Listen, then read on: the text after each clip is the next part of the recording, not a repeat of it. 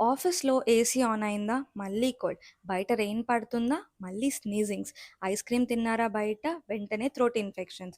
అసల weather change ప్రాబ్లమా? లేదా మీ బాడీ ప్రాబ్లమా? హలో! నేను మీ హోమియో డాక్టర్ అక్షితాని. అప్పర్ రెస్పిరేటరీ ట్రాక్ట్ అంటే మన నోస్, సైనసెస్ అండ్ థ్రోట్.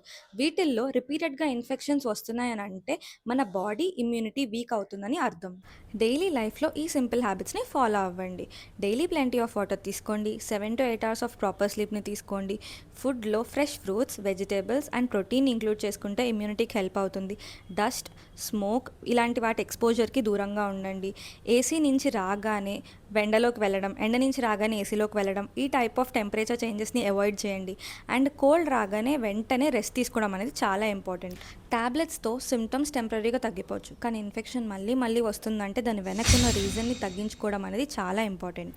హోమియోపతిలో మీ డిసీజ్ నేమ్‌ని కాదు, మీ complete body symptoms, response, immunity దీని ప్రకారంగా చూసుకొని ఒక ఇండివిజువలైజ్ ట్రీట్మెంట్‌ని ప్లాన్ చేస్తారు.